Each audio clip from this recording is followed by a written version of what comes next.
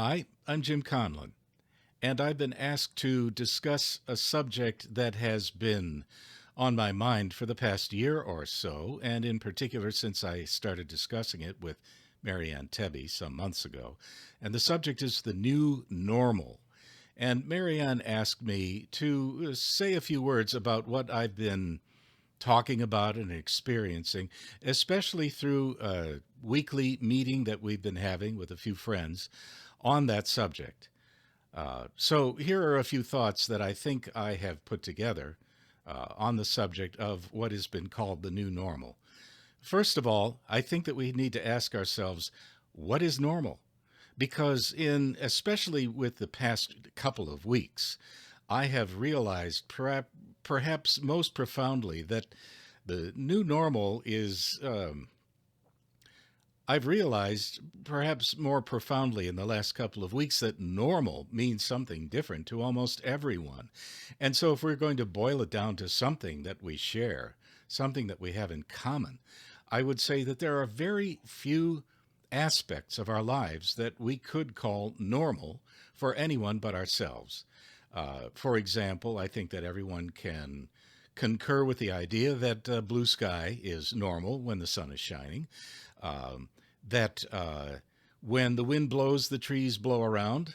It's normal to see birds, it's normal to see animals. These are things that are constant in our world. Uh, and beyond that, I think that things are changing all the time.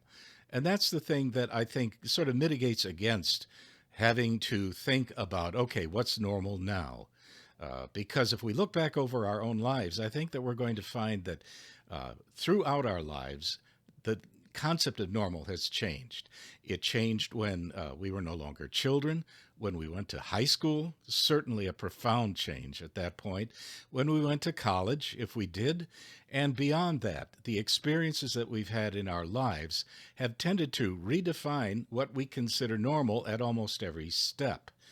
So when we talk about what's happening now, I think that we are talking about a process that kind of confronts us as another aspect of our lives, and that is the process of aging.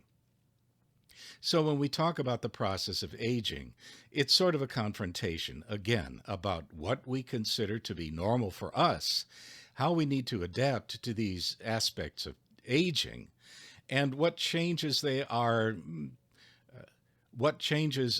creating that force us to adapt, let's say.